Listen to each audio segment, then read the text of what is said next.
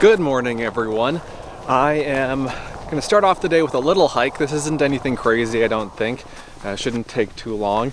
I'm trying to find which way to go from here. I think I'm going to follow this dry wash over here. I'm heading over in this direction toward a little canyon.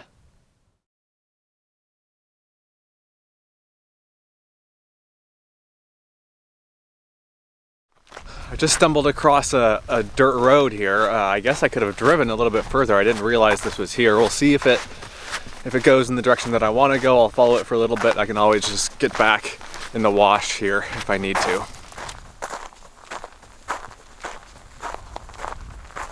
Sure enough, the road leads all the way here. This is called Gargoyle Canyon, and it looks like you can drive even deeper into the canyon here. I found this place just by looking at Google Maps. You know how it has points of interest marked on the map there? I saw this, it said Gargoyle Canyon. I thought that sounds kind of cool, so I looked it up and saw some pictures, and seems like a kind of a slot canyon sort of deal. So let's get a little bit deeper into the canyon and see how it turns out.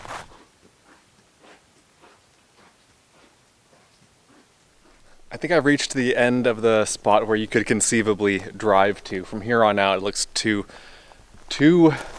narrow, too skinny. So well, I was gonna say we'll proceed on foot, but I already was anyway. So we'll continue to proceed on foot and go through this little slot canyon. Looks pretty neat.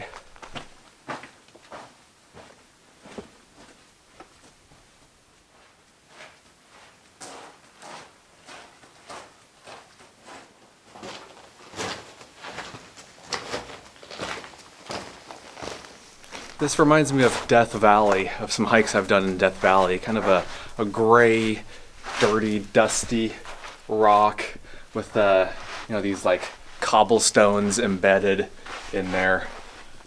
Pretty neat. This is about an hour north of Yuma, Arizona, if you're familiar with the area, but I am in California here. And the canyon's getting even narrower now.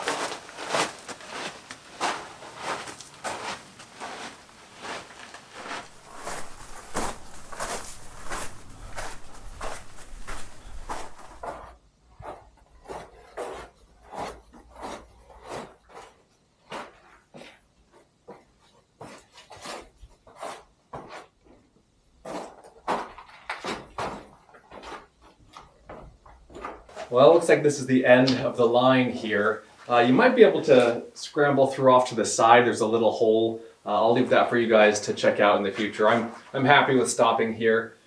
Got a couple of big boulders blocking the path, and just an awesome little hike.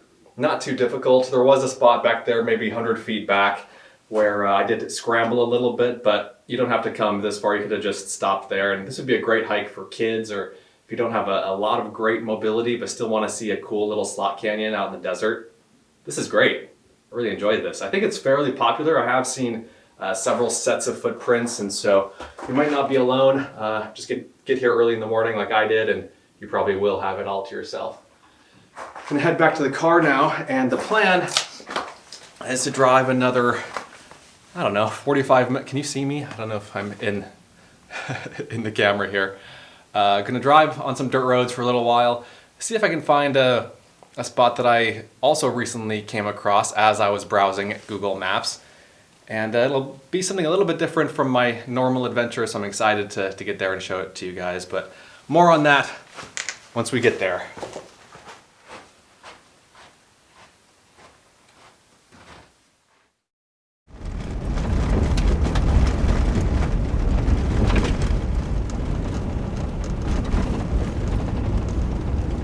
Okay, we have arrived, sort of, and it's very windy, so I apologize for that. Got some gear I need to get out of here. Let's see.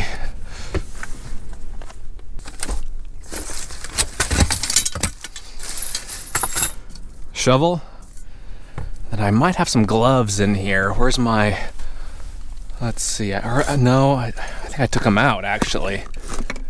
Oh no, I do have my gloves in here. 1 glove, 2 gloves. Do I have a hammer? I know I have a hatchet. I think we'll be okay without a hammer. All right.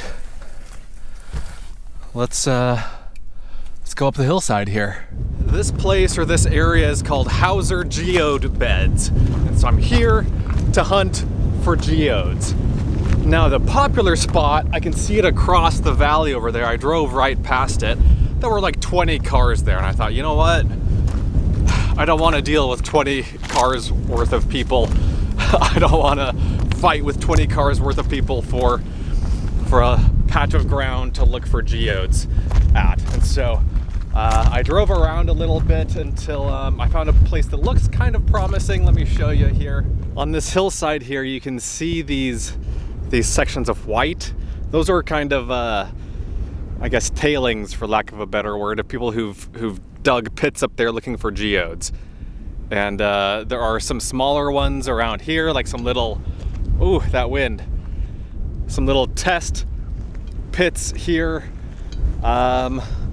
This one looks a little bit bigger. Let's go check this out. Yeah, a little bit of a bigger pit. But I think I'm gonna go up there where that kind of line of pits seems to be. I have gone hunting for geodes before, successfully actually. It was probably 15 plus years ago, somewhere around there.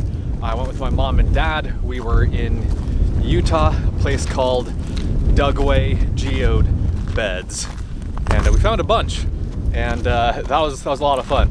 I haven't been back there since, and I haven't been looking for geodes at all since, and so I kind of know what to look for in the sense that I know what a geode looks like, but whether this particular place is any good, I have no idea.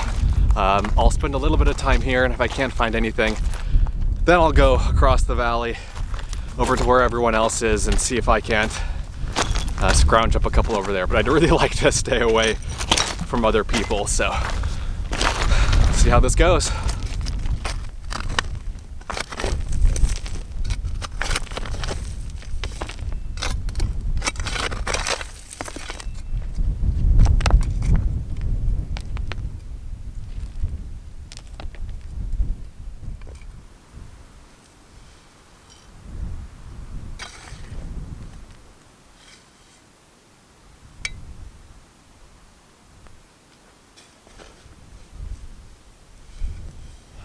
I can't help but feel like I'm sort of looking for a needle in a haystack, digging for a needle in a haystack. I feel a little bit stupid. It's like, why not just go dig where everyone else is? That's a good question. I probably will end up over there, but we'll try it out here first.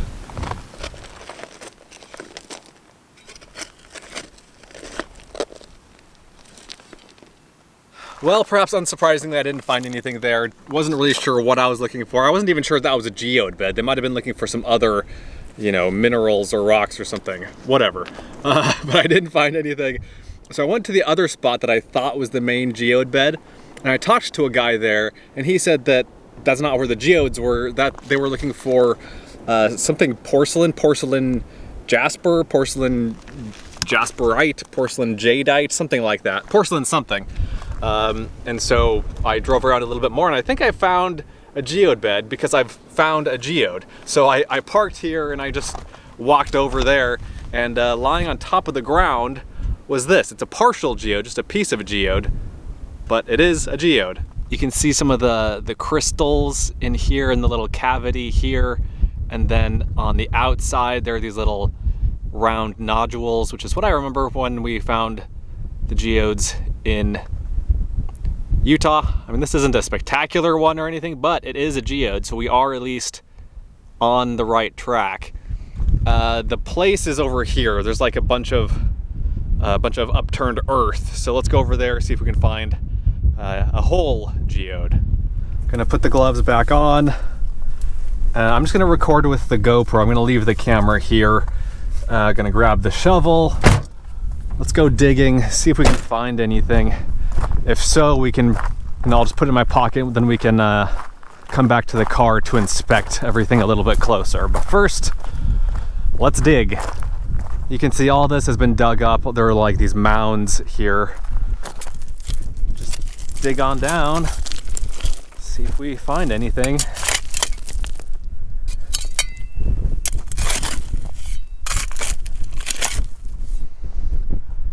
Well, this is half of a geode. Okay, that looks nice. We'll put that in the pocket. Also, I don't know if this ground has already been searched, you know? I don't know anything about this place, so that might be one. I'm guessing this has probably mostly been sifted through already, but you never know. That looks like one. So basically I'm just looking for round rocks. The geodes are more round than like these regular, very angular rocks that are out here. So that's what I'm looking for. There we go. Another one. Now these are obviously very small geodes. These probably don't even have that cavity inside. They probably have some sort of crystals inside. Small crystals, but probably not like the big cavity that you think of when you think of geodes. They may not be very big, but I think we are finding them. So that's something.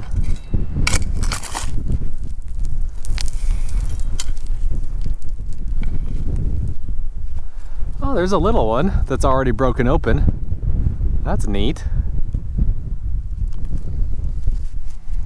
This one's kind of oblong. That's definitely a geode.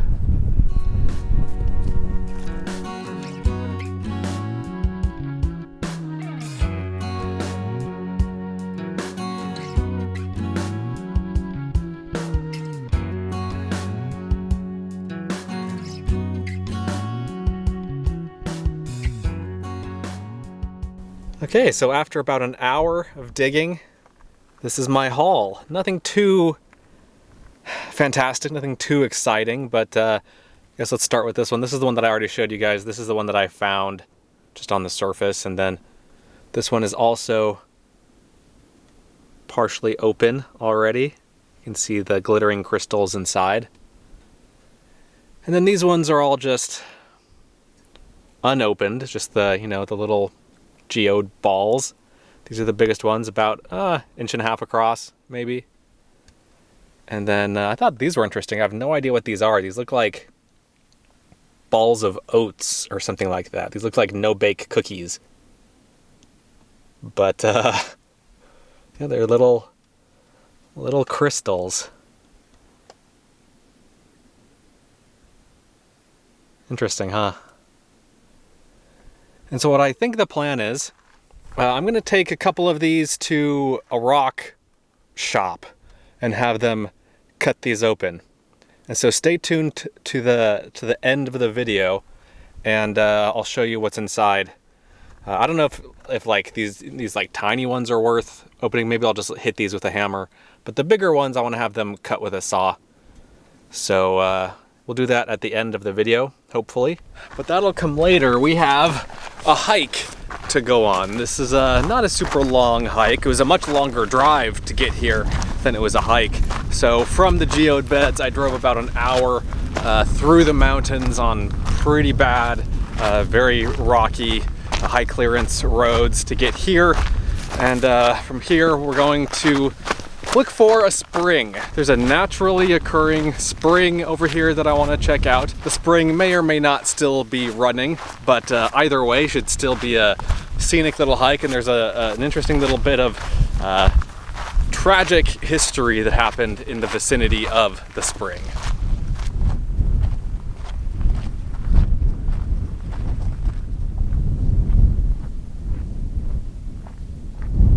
I just crested this little hill, and unless I'm mistaken, that little palm tree oasis is our destination.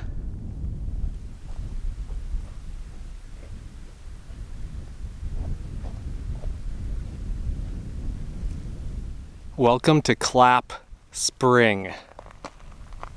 Gorgeous little spot. Looks like at some points in time so there's this little catch basin here. Sometimes there's water in there, presumably. There isn't any now. It is bone dry out here. Beautiful little spot. There are 12 or 15 of these palm trees out here. And I just realized that in the cement of the little catchment basin here, it says DFG 1982. I'm guessing that's Department of Fish and Game. They probably put this here for the animals, I would assume. So I mentioned that there was a tragic story associated with this place, and that's from 2008. So there was an MMA fighter, a mixed martial arts fighter, who was actually the former UFC middleweight champion, I believe. His name was Evan Tanner, and he bought a motorcycle. He bought a dual sport motorcycle, came out here to ride. He didn't ride to here specifically, but he came out to this general area to ride in the summer. And as you can expect, a place like this in the summer is hot. Very, very hot. I think the police said it was 118 degrees when he was out here, so just brutally hot. So he was camped nearby with his motorcycle, and for some reason he left his bike and his supplies there, and he wanted to come here to replenish his water supplies. I guess he saw this place on a map and thought, oh, a spring. Okay, let me refill my water bags or whatever. Unfortunately, he did not make it. I'm unclear as to whether he actually made it to here and then died on the way back, or he died on the way here, but he died somewhere in this area trying to get to the spring here, the spring that didn't hold any water. And his friends reported him missing, and a couple days later, some Marines and a helicopter found his camp and found his body. The tragic thing is that at his camp, he had water, and so he didn't really need that water. I guess he just wanted more, just to feel, just to give himself more margin, I guess. But there is one part that I wanted to read to you guys. Let me see here. I wrote it down here. Apparently he announced, or it was reported, that he was going to go out camping in the desert here, and this was his response. I don't know if this was like on Facebook or Twitter or Instagram or just like through his agent that he said this, but this is what he said. And this was before he went out on his trip, and people were worried about him and this trip. It seems some MMA websites have reported on the story, posting up that I might die out in the desert, or that it might be my greatest opponent yet, etc.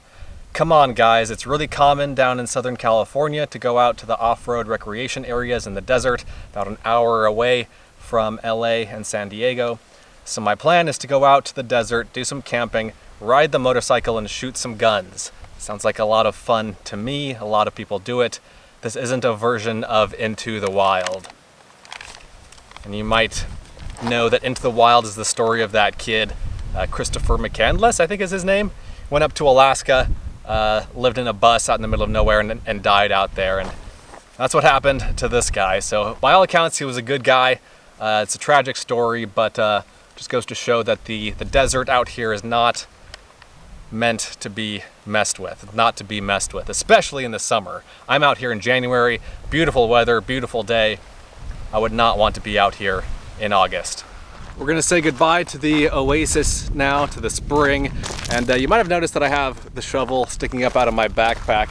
I was going to dig for more geodes in the area. Apparently there are some geode beds around here, but I think I'm just gonna play it safe and enjoy the daylight while I have it.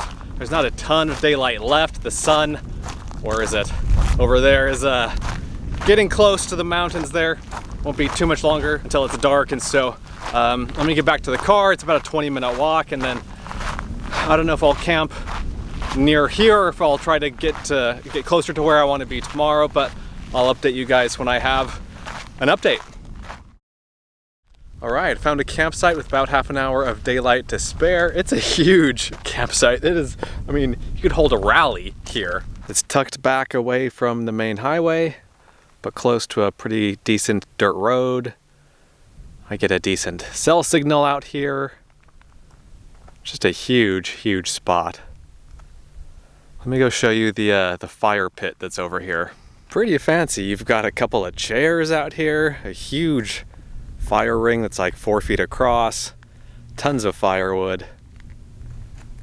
Too fancy for the likes of me. I don't really do campfires. I've made probably 3 or 4 in the 6 years that I've been making these videos. Really don't do it very often. I like campfires well enough, but I mean, when you camp as often as I do, it just gets kind of tedious to make a campfire so much. And you know, it's more fun when you have more people around you. You know, it's fun to sit around a campfire with other people. When it's just me, like, what am I gonna do around a campfire? Just, you know, be cold. You know, my back will be cold while the front of me is heated by the fire. It'll smell like smoke for days afterward. You know, my clothes will smell like smoke. Not something I'm interested in doing. A beautiful end to a beautiful day. I just love these desert adventures. I love the mountains and I love the desert, and put me in either one of those and I'll be happy. And I hope you guys enjoyed the video. I had a great time today. That hike this morning was really fun, Gargoyle Canyon. Had a great time digging for geodes, even though it took me a couple tries to find a decent spot. Oh yeah, and stay tuned. After I finish up here, stay tuned, keep watching the video, and I'll show you guys the cut and cleaned geodes. That should be interesting. But yeah, hope you guys enjoyed the video. Thanks for watching. And yeah, I guess I'll see you in a second here when I continue on with the video. Okay, it's now a few weeks later, and I've taken all of the rocks, all the geodes, to a rock shop in Utah called Simple Elegance Rock Shop. And this is the result. It cost $3.22 to get all of these cut up. And let's start down here. So I've organized these into a few different rows. This far left row is kind of the meh row. There's nothing really interesting inside of most of these. They're just, you know, they're just rocks. This one has kind of a shiny dark spot, which is sort of interesting. And then this one has a sort of tiger stripe pattern that is kind of neat. But these, not that great. Second row, a little bit better. These are some ones with crystals in them. These are ones that I just found on the ground like this. None of these were actually cut up. This one, I think this is a piece of agate.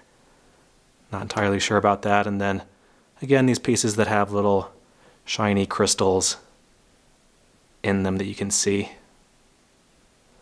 This is the larger one that I found on the ground, just on the surface, and the guy did cut this a little bit. Didn't really make much of a difference, but there it is. Again, some crystals you can see on the inside there. Here are the ones that look like bundles of oats.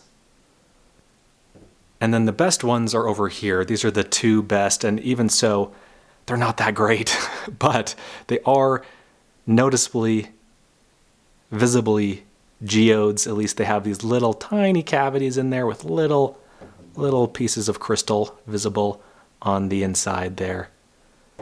The cavity in this one is even smaller. Still kind of neat though. The guy at the rock shop felt sorry for me because I took these in and got them cut up, and you know, the results were kind of fun, but not that great as far as geodes go. So he gave me 2 of his own geodes that he had in the shop and cut these in half for me. And so these are, you know, a little bit better if this will focus. There we go. This one definitely has a cavity in there. The cavity in this one is a little bit smaller. And so even these are not great. I mean, this was a lot of fun. I'm glad I did it. It was fun digging them up. It was fun taking them to the rock shop and seeing what was inside. It's kind of a little bit of a surprise each time, you know. But I mentioned in the video that I had actually gone digging for geodes before in Utah, and I'm actually at my mom's house right now, and these are those geodes. They are much bigger, much more impressive. This one's my favorite that we dug up back in the day. Look at this thing. It's huge. and beautiful. And this one, we didn't take it to a rock shop. It just kind of was like this when we found it. This one, look at the beautiful crystals inside here. This one my dad chipped open a little bit. It was already cracked and he just chipped it open. And then this one we took to a rock shop. Super, super cool. So anyway, if things had been different, we could have found something like this, but on the day that we went out digging, we found these. Again, I'm still happy. Had a great time. And I hope you guys enjoyed it too. Thanks for watching, and I'll see you in the next one. Be sure to check out Adventure Know-How, my new site, where you can gain access to a map of all of my free campsites, plus monthly bonus videos that you won't find anywhere else. Learn more at adventureknowhow.com. And for links to everything else SUV RVing related, visit suvrving.com. Links to these sites and more will be in the video description.